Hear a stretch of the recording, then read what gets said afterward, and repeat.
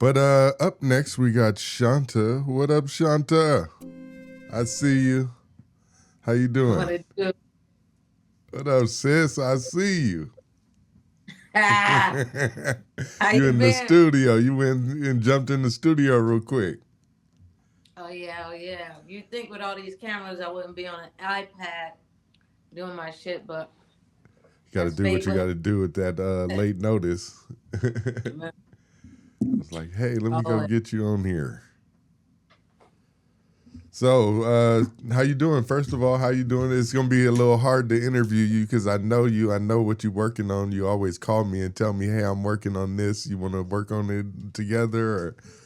Or so it's hard to interview you. But for the people who don't know, you want to go ahead and introduce yourself and tell them who you are. The familiar face they're looking at. my name is Shaunta.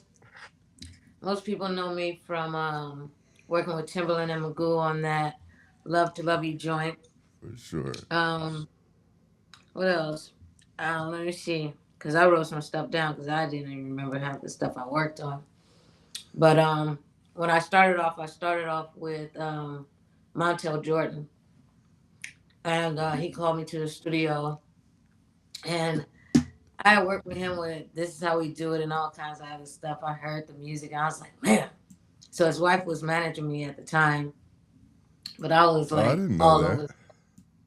Yeah, Kristen, his wife, was managing me, Okay. and he called me. He's like, he doesn't call me Shanta, he called me Nookie, which is my family nickname. So he's like, Nook, I got this song I want you to get on. And I was like, hey, I'm getting ready to go somewhere else though. He's like, no, pull up. So I went to the studio, and on the "This Is How We Do It" album, we did Introducing Shanta. Okay. And then from there, it was just like, whatever. And he started going on the road, and he started letting me open up for him. Uh, And once I started doing that, I started working on my demo, and like he was doing like spot days, but then he was like, I'm gonna take you on tour, and when I do my 5 minute break, that's your 5 minutes to shine. So I was like, all right. I could do So this. he's at, yeah, so he's at the House of Blues, and LL Cool J comes in, and he's like, yo, I want to work with her. I did got a song called "Doing It." I already did it with the girl, but the girl can't go on tour because she's pregnant. Okay. So they come up to me, and I'm like, yeah, whatever. I was like, as long as it's more money, I'll leave Montel because Montel is all for that. You know what I Right. mean? Right. So we talked about it. He's like, if they give you more money, he's like, no, take it. He's like, if they don't, it's a good opportunity to go and work with LL Cool J because that's hip hop, and I'm a singer. I was like, all right.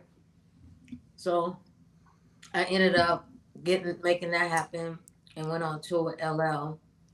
And then when I came back, I jumped on the Let's Ride remix. No, that was after. I did this Fallen remix. And a funny ass story I'll tell you, like most podcast people be snitching. So That's the new fad these days. Let's go. that's the Exclusive. fast. So Teddy Riley was doing the remix. And this guy named Doogie Fresh was actually the guy doing the beat. So we like vibing in the studio, we having a good time. So Teddy comes in, he's like, yeah, I like what y'all doing. So I'm in a booth, I'm starting to rap my shit, and all of a sudden I hear all this commotion. Ah! I'm like, what's going on? I look, Teddy Riley comes in, he grabs me, he's like, come on. I'm in a vocal booth, I'm throwing headphones off and all this shit, and he has a little trap door, and we in this other part of the studio uh, where he has like keyboards and guitars and shit. And I'm like, what's going on? He's like, this nigga tripping. He's talking about I owe him money, I don't owe him money. what? So we in there for like maybe 10 or so minutes. When we come out or whatever, I finish the song. I call my tail. He just falls out laughing. I'm like, man, this is crazy. Teddy Riley or something else. So I ended up doing that. Went on tour with LL. While on tour with LL, like I got introduced to a bunch of different people. But then my manager called and was like, yo, this guy producer named Timberland wants you to come to a studio.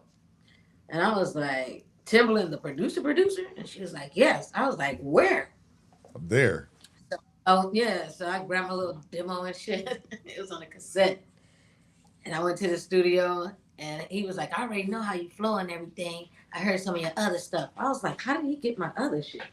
So I played on some of my stuff, the new stuff I recorded. And he was like, I want to get you on this song called Love to Love You.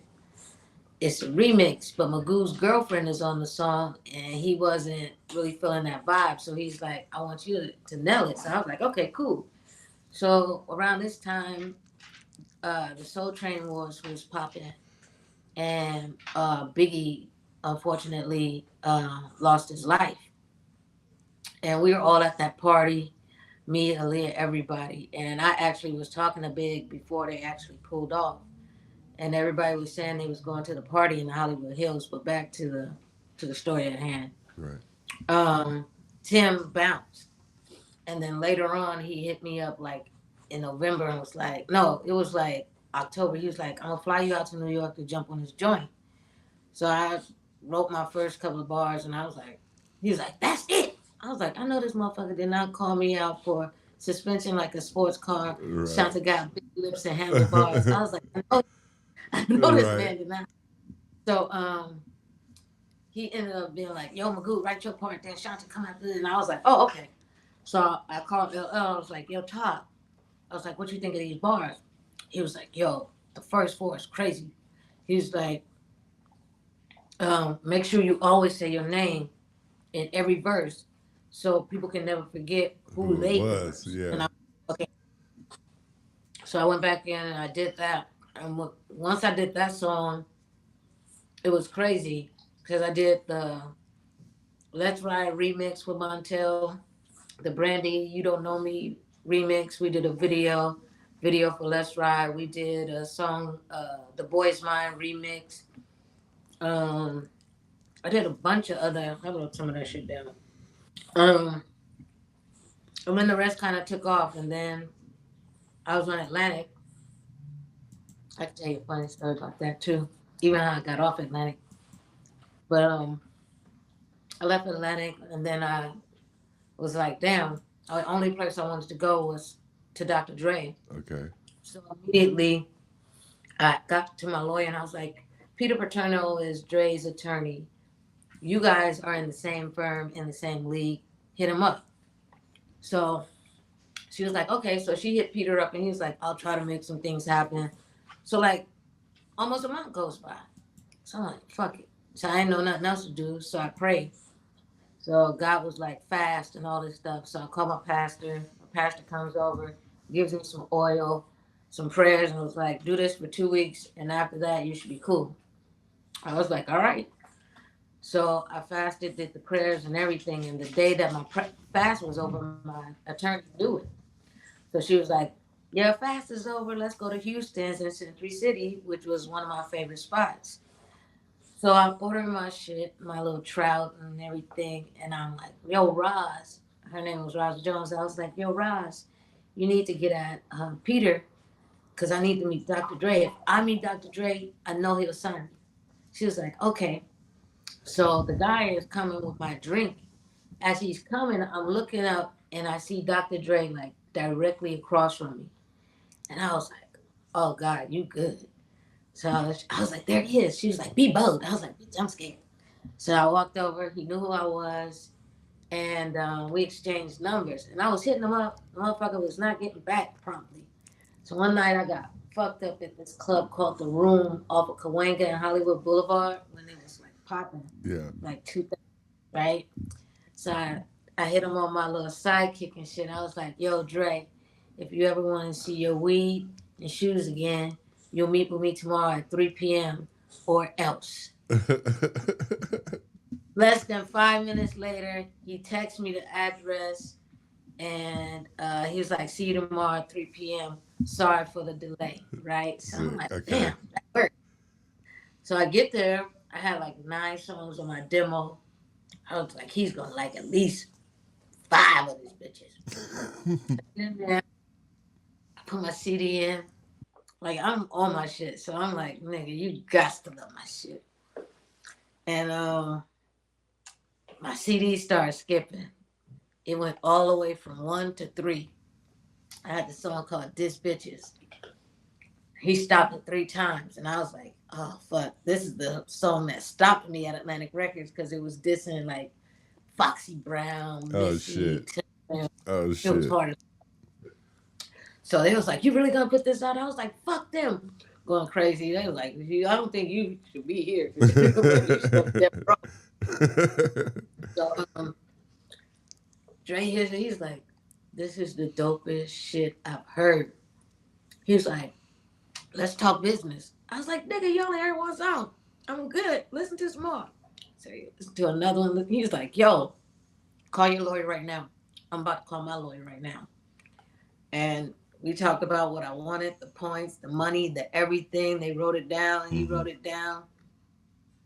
Next morning, I was in my attorney's office looking over the rough draft, changing shit. That shit was done. We did it in like close to Christmas. By New Year's, I was at his party. By fucking February, I had all my dough. I was like, my team from New York was out here. It was just like, it was good. It was like everything I prayed for. You know what I mean? So yeah, that was a good thing. That was a good blessing. Oh yeah, I bet. That's crazy. I bet you got hella stories about the industry and stuff you've done, going, people you met and worked with. Yeah, the most craziest one was like Foxy. And just to show you like how street smart you really have to be, I was doing a song with Clark Kent. He produced the record. I was in New York. I was there from like 96 to like 2000 till I came back. Right. And first she was already threatening me like, bitch, we gonna slash your pretty face, because Corrupt was on the radio saying he wanted to date me, but them motherfuckers was engaged. And she had called me before, and I was like, bitch, I don't want your man. I don't even understand why you want your man. Like, bitch, are you crazy? So Clark Kent is her cousin, and he told her the studio we was at. At that time, Brandy's mom was my manager.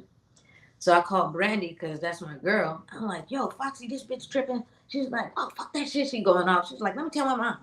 She run downstairs, tell her mom. Her mom saying, police, FBI agents to the studio.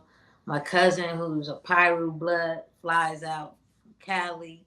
He got niggas in New York that wants to be Bloods. So it was just madness, right? So, she always had a problem with me. So she was shooting a video, and I ran up on there, and they asked me to go away. And I was like, no, we're not going away. She said on site. So my family used to be like, no way, no way. So my nephew, kid Sean, that does directing now, had a Jay-Z concert, and Foxy Brown coming out the tunnel with her entourage, right? He's like, yo, what's up with that beef with you and Shaunta? No, he's like, what's up with you and Shaunta? They stopped the car, jump out, called him a bunch of names, and wanted to fight him. He's all of 17. And he's like, yo, I didn't know how bad y'all beef was. I was like, it's real bad. I was like, it's to the point, like, now I don't care. Like, if I saw her, I'd probably just look at her and laugh. But if she looked like she had any animosity, I'd, welcome her with open arms. I really don't care. Like, even like the other like drama I have with other people, I really don't care anymore. Right. Like once I came to terms with the music I wanted to do and how I wanted to do it, and I was like, that's a cool lane, but it comes with this, this, and this. And I had already got into films and stuff like that. I don't know if you ever heard of Carl Craig, but he's a producer. Yeah.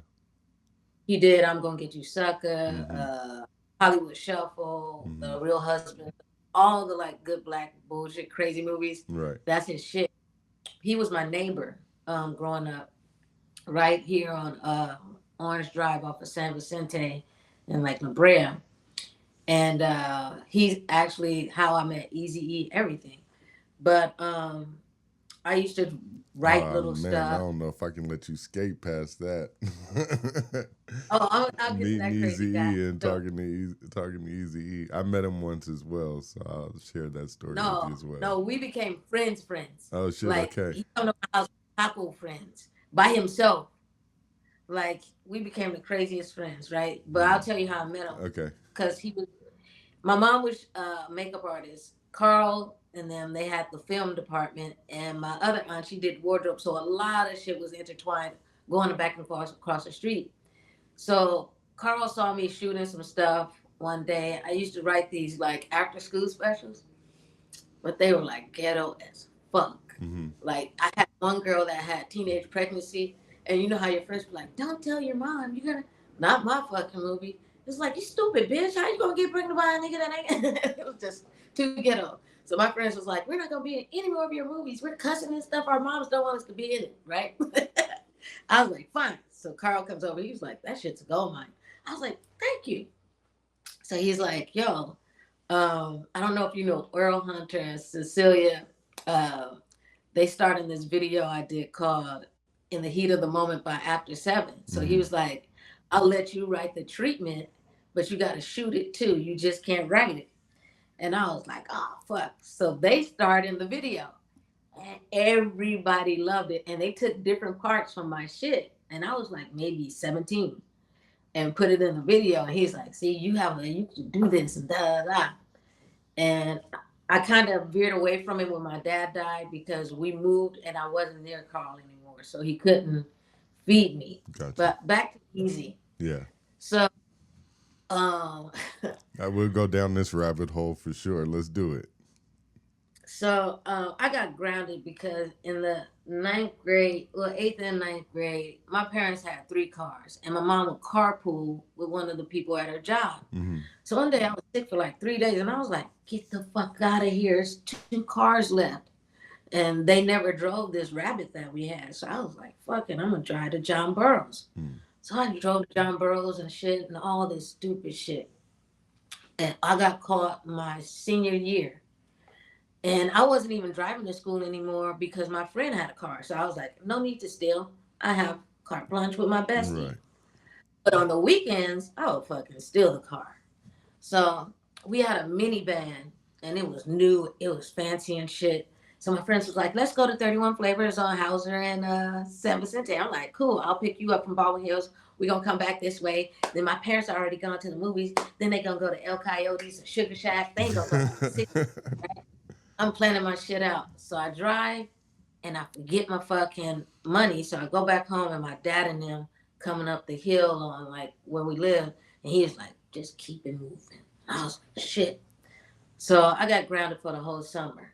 And they was like, "Part of your shit, since you like to steal cars, you gonna wash every car in this Oh driveway every damn. Saturday, right?" So Easy had like a white Benz, and it was like the big body Benz. No, I think it was black. Yeah, it was black. It might have been white. I'm not sure. But he pulled in my fucking driveway to back out, and he seen me washing. So I was like, I didn't know who it was. So I took the water and just did backwards like this. Damn. I didn't care if it was convertible. Fuck you, right? Because he was close on me. So he jumped out the car. He's like, "Yo, what the fuck, little bit?" I was like, "Oh God." I was like, "It's fucking Eazy-E out of all motherfuckers." He's like, "Yeah, why are you doing this?" I was like, "Well, I got grounded. My parents are tripping." He was like, "Oh, you must be a handful." I was like, "Man, fuck it." So I was just like, "My mom shot your video or working on your video anyway, blah, blah, blah." So I was just like, "Fuck this nigga." So a year and a half passed. Don Jaguar that owns Earl's Hot Dog calls me. He's like, "Yo, I want you to meet Eazy-E." I was like, "Man." I pull up. He was like, "I know a little bit." I was like, "Man, fuck you." He was like, "She was watching the parents' cars and shit," telling the whole story. I was like, "Fuck." So he was heard me rap or whatever. And he was like, "I want you to get with this group called GBM, Gangster Bitch Mentality," or some shit like that he had, right? And I was like, "Hell no." I was like, "I wouldn't even call myself Gangster Bitch Mentality." "All right, thank you very much." I was like, "No, motherfucker." I was like, "Keep that group. Sign me by myself." So he was like, "Okay." And then as soon as that came out, Dre and Snoop dropped their shit. And I was like, nigga, no. That's not good. I'm not. So we would joke about it all the time. And he would invite me up to Ruthless. And I already knew Shari and a bunch of people there. But the funniest people that came in there was the Black Eyed Peas before they were the Black Eyed Peas. And they were like, shit, and they was doing all this shit, and I was like, nigga, you should sign them. I was like, they're fucking phenomenally. I was like, they're crazy. I was like, they were doing all house dancing and shit. I was like, I love it. I was like, it's different. Yeah, so he was like, I don't know. And my boy P used to be like, why don't you sign with Eazy? He's always talking. I was like, this motherfucker. I was like, I'm gonna tell you how crazy he is. He told me he bought a house that's worth like almost $1 million or so, and it doesn't have electricity. It doesn't have the water thing. He just bought a house in the middle of nowhere, and it didn't even have all the shit. I was like, man, when he was telling me this, I was like, Jerry Heller is fucking you over, man. He's like, nah, I'm not. So I tried to tell him that too. When I talked to him, I tried to tell him Rhythm D, like, I used to hang out with him. He used to come over to my house. I had this apartment off of Wilcox, and he'd be like, hit me when you're making tacos. And then my homegirl was like, what are you doing? I was like, come with me. I'm going to Easy's mama's house with him. He talking about he need to fix his jerry curl. So we went to his mom's house. It's like in Hawaiian Gardens or somewhere off the 605 or something. He was over there. And this nigga actually was doing his hair. I was like, nigga, you got a jerry curl. He's like, it's a chemical blowout. I was like, nigga, there's no chemical blowout. Like, he was like the funniest big brother to me. But the best advice I got from Eazy, he had this studio called The Black Hole or something like that, off of like Imperial or something. It was some wild ass neighborhood. And we was getting high, and he was rolling the joint up. And I think I had just turned 21. And he's like, yo, don't you ever smoke no weed from a man that you didn't see him break down that weed and roll it up, put it in shit. I was like, why? I trust you. He was like, don't you trust not me, not nobody. He was like, niggas will put angel dust in your shit. You're a pretty girl. He was like, don't leave your drink nowhere, and don't let nobody fucking roll no weed for you ever. Come with your own shit. So you know me. I comes with my own shit. I have to see you roll, and I've seen you roll. I don't fuck around, man. But that's how I met Eazy, and we were friends until he passed. Like, he actually wanted to do the "This Is How We Do It" remix. And he was in New York, and Montel was out there. He was like, I'm trying to get up in the studio, tell him blah, blah, blah. And I was like, I'm calling him. And Montel was like, no, it's not a good time right now. He got beef with this, that, and the other. I would love to, but it's a lot going on. So I called Eric back, and I'm like, yo, but Eric was coughing and shit. He's like, it's my bronchitis. I was like, man, it ain't bronchitis. You need to go to a motherfucking doctor when you get back here. When he got back to the doctor, he checked on himself. He hit me up and was like, yo, I'm going to go back later on. Da, da, da, da. I was like, why would you go to a doctor then go? I was like, this is crazy. And then this guy named Reggie, I don't know Reggie's last name anymore. And this guy named Riel came to my crib, and they had weed and shit. And they was like, Eazy wanted to make sure he was all right. And I was like, man, he's in there. He was dying. And I was like, he's in there worried about me. I'm worried about him. It was like, you want to roll up there? I was like, it's going to be cameras. It's going to be everything. I was like, and people don't even know the depths of our friendship. You know what I mean? So I let it be like that for a minute. And then it was like maybe 3 hours before he passed. I went up to the hospital, and there was a bunch of people, and I saw like different I guess you could say NWA type of people, like trying to get up there and other shit. So I was like, all right. But I just peeked around and was like, this is crazy. I went to the funeral, and that was crazy. But like, as a person, I thought Eazy-E was the most genuine and funniest person I had ever encountered in my life. Like, you can sit back and talk to him about anything. He was honest. Yeah, always. And he kept it a buck with me. And if I had known he was going through half the shit he was going through, I think I could have been a better friend to him. But I was always just like, we were always joking. We were always like, it was never serious until it was. And then he was gone. Like, so it was just like really no closure to the friendship. But let me real quick tell you how it's a quick story.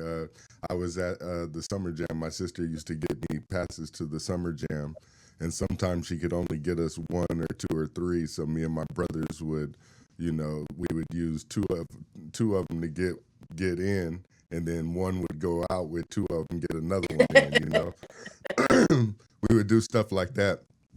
One time it was just me and my sister at one of the summer jams. I think it was like 95. No, it was way earlier than that. I'm sorry. It was like, it was probably like 92 or something like that, 91. And she got me 2 of the passes, so I was doing that. I was getting girls and everybody backstage, right? And from a distance, I saw Eazy, but I wasn't. I mean, I wanted to go talk to him, but you know how you just be standing, especially backstage. You don't want to get kicked out, fucking with people. Yeah. So I was just doing my thing, and he was watching me from afar. And he came over to. He didn't really say nothing. He just laughed at me. And I said, "Hey, can I talk to you for a minute?" And I was like, I said, I wanted to talk to you about. I said, "Would you ever do a song with Dre and them again?" He said, "Yeah, all they got to do is call me." He said it just like that. He said, "Yeah, like as if I knew Dre and them and was gonna go tell them." He said it so casual. So I was like, "Oh shit," So I started talking to him, asking him questions. I talked to him backstage, just me and him, for about 30 or 45 minutes, with people walking by, nobody messing with us, just talking to him about random shit. And then after we shook hands. What started the conversation is he noticed what I was doing. I laughed about it, and then I told him Felicia was, I said the poetess is my sister. And that's how I got back here and do it. He was like, "I ain't tripping. It's just funny to see you doing it." And then that's how the conversation started. And we talked like 45 minutes, and then he walked off. There's no communication after that. Never saw him again after that, and he died. That's crazy. He would crack me up because he'd be like, "Hey, Shaunta." I'm like, "Dude, like, what's up? Hey, you want to go get something at Houston?" "No, nigga." "All right. I'll call you tomorrow." Like, cause this nigga, he'll get there, you'll be eating, and he'll be like, "All right, let's go." And you'll be like, "What?" So I just be like, "Dude, you are the brother I wish I had, because you're just a barrel of crazy. But sometimes I can't fuck with your crazy." And what always throws me off is when I signed with Dre, I used to have so many reservations of not being like, I am not telling him about no fucking Eazy-E. I don't know how it ended. Right. You know what I mean? So how did that come about? You talked about how you were almost signed by Eazy, but then you said, "Fuck that." But then, yeah, like Eazy, I didn't really take seriously because I had already like been around people that handled their business differently. You know what I mean? And like being around a Montel, being around like Kevin Liles and different like CEOs, and you see how they move, and you see the conversations that they have from day to day, and it's not, "Oh, let me talk," or your homeboy telling you about this beat or telling you about, no, they're talking about deals all fucking day. Can Method Man get on this? What about, can he get on BT? Yo, I need Montel on this radio station, blah blah blah blah blah. Like, I just felt like I had been around people that I saw how they spent their days, and I saw the progress. And then I was like, as much as I like being his friend, we would bump heads because I would want him to handle more of my business. And I don't like the way you're letting this white guy handle your business. You see what I'm saying? Like, yes, 100%. Him out the equation, like everybody's been saying, and bring in somebody that's competent. You got Dre that just brought in a thug off the street and they're winning. You see what I'm saying? So you don't need this particular guy to win.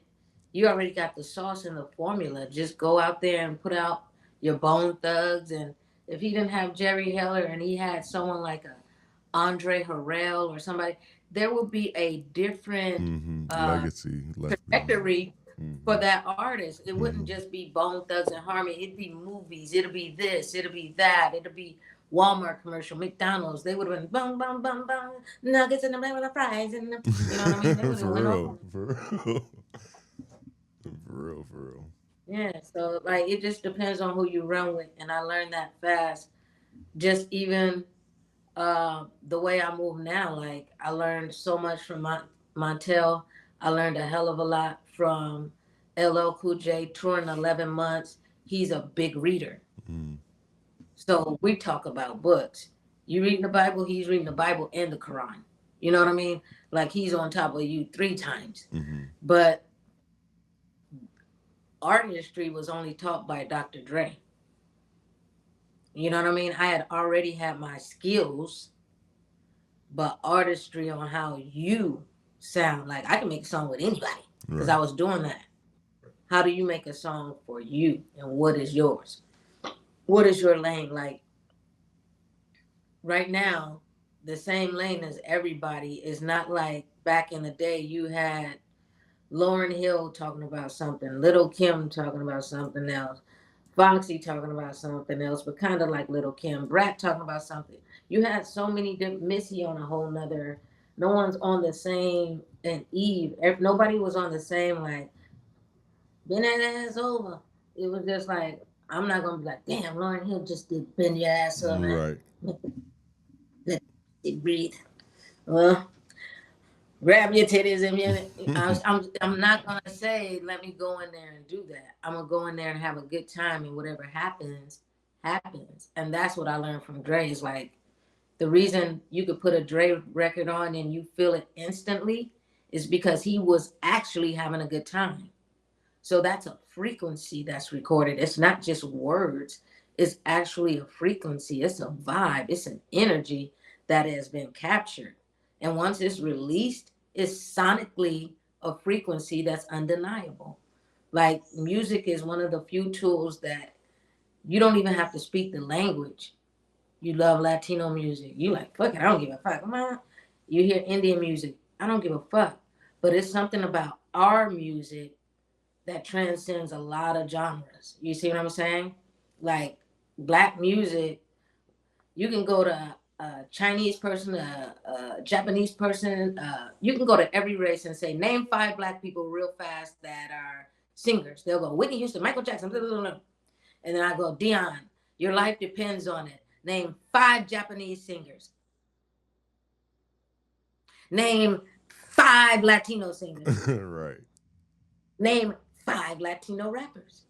Like they could do it in a heartbeat. That shows you our influence. Right. And it's something about our pain and our energy and how we capture how we feel sonically that I think transcends where other people can relate to it because we're all on earth experiencing the same shit. Mm-hmm.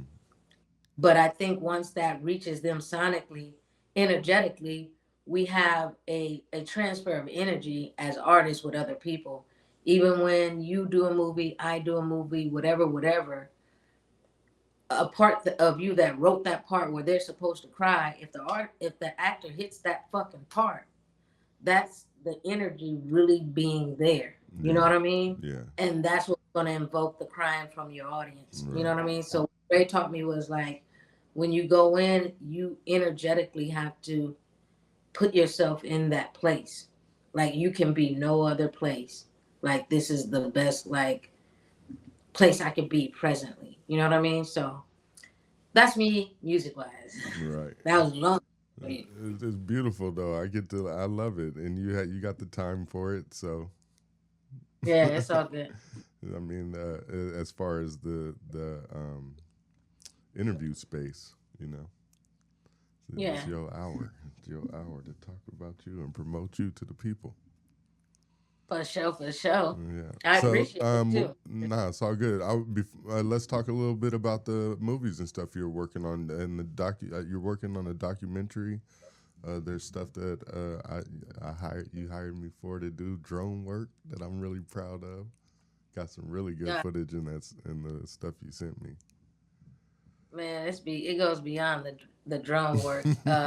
But yeah, we did this film together. Like when I first got the opportunity, like the first person I wanted to call was Deon. One, I like working people that are very resourceful and know how to work as a team, but problem solve very quickly. Mm-hmm. And when Deon and I worked on a project for the Langston Bar Association in like 2022 or something like that, I had hired him and I was like, yeah, yeah, yeah. And it started raining, all kind of shit was going on. And We made Deon it called me. He was happen. like, hey, and I was like, hey, how's it going? And I was like, I don't know, man. We might. He was like, oh, I got about 3 cameras up and doing a tree and I'm already. It should be fine. I was like, you sure? 20 minutes. So I knew I could count on him. You know what I mean? And he was like the calm of me not even having to panic when I got there. Like, damn, it is dry now. I would have fucked up had I not. You know what I mean? He Right. not set up. So everything went according to plan. So when I got the opportunity to do this docu-series for the Southern California Black workers, which is a bunch of individuals, I think we interviewed like maybe 19. And what was I going to say? Some of them were like sanitation, which is now called refuge It department. was beautiful to film some of those people and hear those stories. Not to, I'm sorry Yeah, to cut you off. I just want to make sure that we say that some of those stories was beautiful. they were some beautiful stories, and you know, you had attorneys, you had people that own their own businesses and Mm-hmm. how they thrive from those things.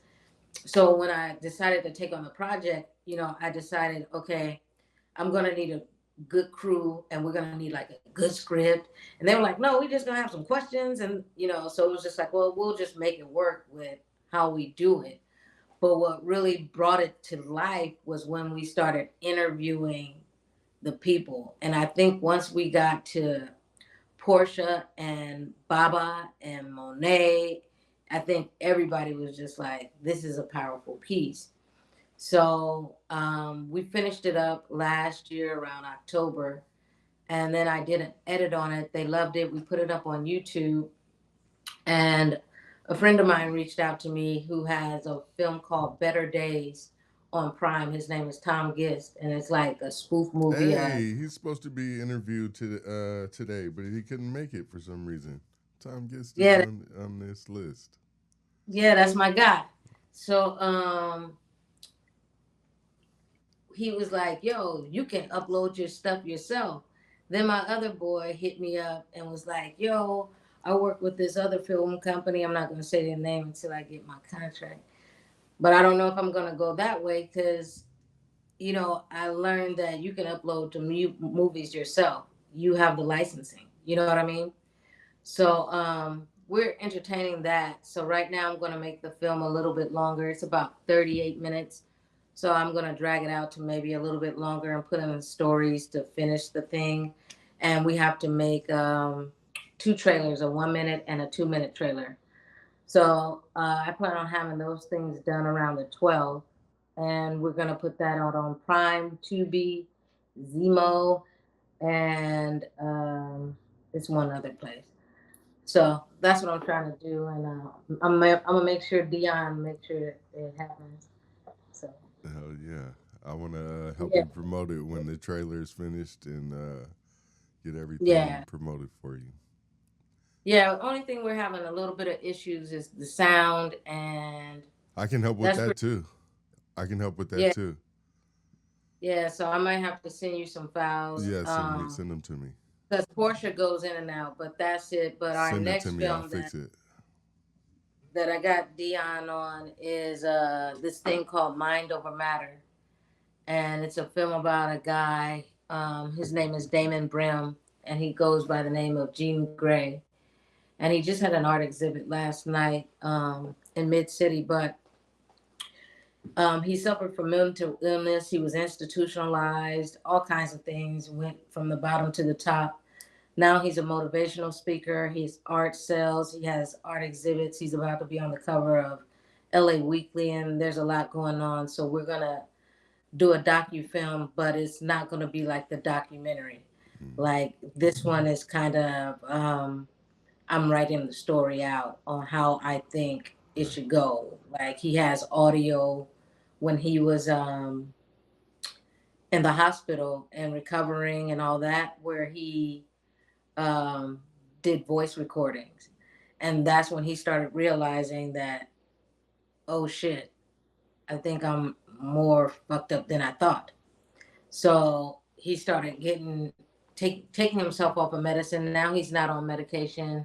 He's doing well, and he's a motivational speaker. So I wanted to capture just, you know, how he does it, get some of the audio of, the beginning, and, because if we start the documentary, it can go many ways, but I think it should start with those tapes.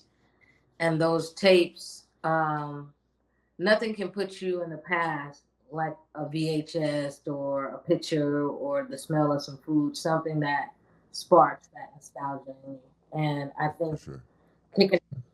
kicking it off with those and doing that. So right now I'm kind of writing out the story in its three parts and how I want to shoot it, and then we'll take it from there. And he has the funding. He's working on some more funding, so Nice. it's a matter of putting it together artistically. So I think even before we even start, the crew should just visit a couple of museums, check out a couple of different things, because those are some of the places where we're going to shoot like guerrilla style. You know what I mean? But that's an exciting film for me. Shooting a video for Kid Sean, his next music video. So I already called you on that one. Yeah.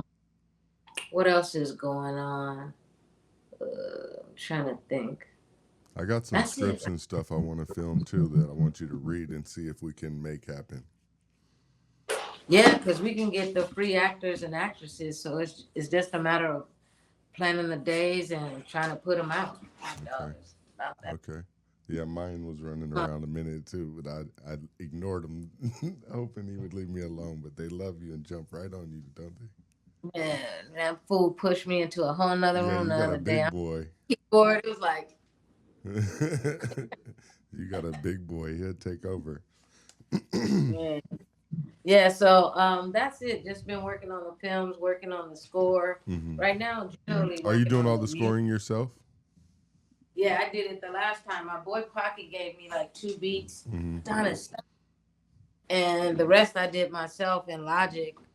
So I just redid my workstation area. And Adonis, go over there and sit. Go over there and sit. Go. No, over there. You want me to get my belt? You want me to spank the butt? Do you want me to spank the butt? Okay, let me go get my. Let me get my. I don't have shit over there. Adonis, you better go over there and sit down. I'm gonna spank the butt. Run as soon as you grab something. Man, no, he's still right here. I gotta really go get the shit. So, where were we? You were just finishing up talking about the. You were just saying that. I do have two. I do have 2 scripts. I have one called The Cookbook, and the other one is called Woman Hater. Okay. And they're interesting, but you'll be on it. But yeah, we should. They have this thing, and I'm going. There's this thing called the 48-hour film challenge. Have you heard about that? No. Yeah. What's that? I'm gonna send you this link. Okay. You have to film it, edit it, all within 48 hours. Holy so we shit. can write. How long does it have to be? I think it has to be like more than 10 minutes. It's gotta be some shit. Okay. But yeah, when I was in film school, they were saying you should join it. But I've been thinking about it, and I have like a couple of little like shorts that I think we can work off the idea. Okay. You know what I mean? Of like some really like reality. I'll shut this shit down right now and run over there. Let's do it. No. I'll shut this shit. It'll be the 63 hours of madness, and I'll be out this bitch. I'm ready to work on some stuff. Yeah, I've been trying to float with this one called Profile Pic, right? Mm-hmm. And it, you can just guess, but we'll talk about it. But Yeah. it's called Profile Pic. Yeah, you don't want to give And your ideas away. she's a murdering bitch. Yeah, yeah. You don't So want to give I your think, ideas away. yeah, we should definitely do the 48-hour film challenge. I I'm down to definitely try want it. to do more.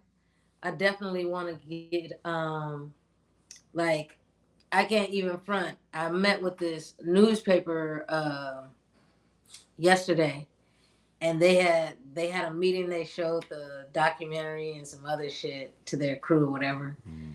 And then when I got to my meeting, they were like, "Yeah, we saw because they're trying to. You're gonna be on that too. It's a newspaper that's trying to. They've been around 45 years, but they're trying to expand their market." Okay. And I was like, when I had my first conversation with the higher ups, I was like, you guys are thinking more on like QR codes and this. I was like, most people have their phone in their hands. I was like, and most of the news that I consume it off of TikTok. Because I can get news every 30 seconds of somebody reporting on who got shot, what's going on, blah, blah, blah. I said, you guys need to have it where instead of your journalists simply writing their shit on whatever day, Thursday, turning it on fucking Friday, they also do that, but they send me a 1-minute clip, a summary of each article, and we put in the B-rolls and all this other stuff. And that's on the QR code of that journalist, the magazine, or whatever the fuck y'all, however y'all want to put it. And you do the same for your Instagram, you do it live, your TikToks, your fucking YouTubes, but you put your videos up. I was like, because you guys are putting up articles, and that is a lost art. You know what I mean? Like someone actually walking around with a newspaper, you're crazy. Someone actually reading the newspaper on their phone and turning it sideways and having to do all this shit, Right. you're crazy. Right. But if you sit there and if you wrote a 3-minute column and you can summarize it and put it on video with the same background, and then we do our magic, and you got the same advertisers and even more advertisers. So they like the idea. So I meet with them again tomorrow. So just trying to expand, like right now, the brand. So different people that I work with that are really incredible at what they do, because they were like, when we watch the Echo Black Voices, like your drones are just beautiful. I was like, yeah, that's my boy Deon. I was like, little did they know some of them fucking shits were stuttering. We just did. I was like, yeah. you know what I mean? I'm like, dude, we know not to work in extreme heat. Right. We know a bunch of shit. We learn So a I'm lot like, of shit. I'm learning a lot of shit from doing this stream. Next time I already know what I'm gonna do to avoid certain issues that I had this time. If man, I do it again, that is. no, it's a process, and it's just like God gonna give you this idea and somebody else this idea. And I saw an interview with Montel when he was like, when somebody was like Prince and Michael Jackson. Michael Jackson said if he gave him God gave him an idea, he'd wake up immediately and go do it, so he wouldn't give it to Prince, right? And so Montel was like on an interview, he was like recently, he was like on a podcast, and he was like, yeah, I think the same way too. He's like, because I did a song called I Like, and then 112 did I Like. I did another song called something something, and then somebody else had that. Everybody kept having the same sample he had as soon as he dropped his. Right.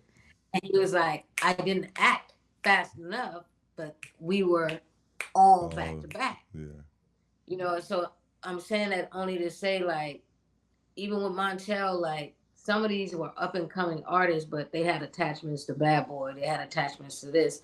So somebody might have the same idea you got right now, but they have an attachment to Revolt TV or this or that. Mm-hmm. But you already on the roll. So it's just like, even if I had to repeat guests, even if I had to do a on the street and put it up later movie, you know what I mean, and then interview, like I wouldn't have stopped, because God wouldn't have put it on you to not put it in you. You know what I mean? Yeah, I would just see where it goes. Like Martini, I don't want to keep streaming church personally. I enjoy streaming my church because I don't have to actually be in church downstairs. right. I'm chilling and something, getting the work. So it's kind of like being at home and getting paid. Right. But I'd rather have a team that's there. I'd rather have a team at another church. I'd rather have a team that's doing stock footage like they want for this, or the San Pedro people want to get their ships. I want that vendor license for that. I want that contract for that. You know what I mean? So when it comes to my business, what I learned from Montel, Def Jam, and all, is like you just keep establishing relationships, and eventually they'll pay off. You know what I mean? Like how I get my referrals is I just keep networking with different people, stay in contact, keep networking, but I try to always do my best and always be present and full in my job, so I am referred another job. You know what I mean? Even when I don't think I'm the best at my job, and I know there are people better than me at my job, I do my best as if I am the best. But I know there are people that are way more talented than I am. But I'm not afraid to challenge myself to be better than them. You know what I mean? They're just ahead of me. That don't mean that I can't pass them or my style isn't different enough to take me into bigger and better doors. You know what I mean? Yeah, yeah. It's funny because what you were saying about the ideas going to multiple people, that's a theme that's been talked about by a few people when I was doing other interviews. There's been a few people that said that. Yeah, I act on my ideas now. Like I have my phone next to me. I used to have a little studio set up, but I gave my gear away to this little kid. But I try to write all my stuff on my phone or in my iPad at night when I'm having any type of thoughts. Oh yeah, I'm doing some music with Truth Hurt right now too. She's about to put out an EP, I think. I have 3 songs on there. Maybe it'll make me want to make music again, but it's just I don't know. Like making music is it's different because I probably catch hell for this, but like recently I went to the studio and it was death row artists in there, and it was like 3 or 4 dudes with ankle monitors on and stuff. And I jumped on a song and instantly I regret it because I was like, you will never want to perform, with these type of people just because of the lifestyle that they lead. You know what I mean? And at that moment, I understood a conversation that Jay-Z had with a homie of mine, and he's like, you gotta watch where you put your name on records because you are going to be in rooms you don't want to be in just off of association. You know what I mean? So I'll recognize when he didn't jump on records with people that I thought were super dope just because of what comes with it. You know what I mean? Like super thugged out people that came out on the East Coast from Jersey, from Philly. He never jumped on their records just because. He kind of like did that to Benny Siegel just because. He was just like, that's the element that I can't control that element. Right. You know what I mean? Like I don't mind being around family members that bang and do whatever they do, but I don't know what kind of trouble you're in to have that fit on. Right. And I don't know how mad your ops are because I'm sure you got ops Right. to come here and shoot us all up. All of everybody. So yeah, so when I was there, I was like, yo, I have really grown because back in the day, I would have been like, shit, I know everybody got a gun in here. Fuck it. But it wasn't about that. It was more or less like, I can't be in a place like this. Like, I love my people and I love all that, but not enough to die for it. So I don't know. That's why it's kind of hard to want to do music because it's just like you open yourself up to a lot depending on what you say. Right. And it's an art that you can't really imitate, at least for me. So it's like I feel comfortable writing and doing films because music, you're going to get a whole wild side of me. And shit, I don't want to be around the wild me by the 100,000s or 10,000s. That's your next? Yep. No, it's okay. Yeah, that's Robert Craig. He's up next to promote his book. Yeah, Tom Gist. That's my brother. Yeah, I gotta call him back and get him on here before I'm out because he missed his time. Yo, that's my bro. Yeah. All right. Well, All right. Yeah, hit him and let him know to hit me back. I've been trying to catch him to do his time. for sure, for sure. I'll hit him up right now. Yeah. Tell him I got time for him. I'll squeeze him in if he got time in about 30 minutes or an hour if he's ready. All right, let me see. All right.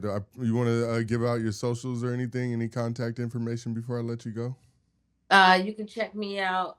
You can check out some of our footage at Martini Crew Media Live on YouTube. You can check us out, Martini Crew Media, on Instagram. My Instagram personally is Shaunta Official, and everywhere else is Shaunta Official. Okay. So look out for the Echo Black Voices and Mind Over Matter and Me and the Truth music coming out soon. Yeah. The interviews are going by pretty quick, but in the clips we'll be putting up, graphics and all of that stuff so people know what's going on with what we're talking about.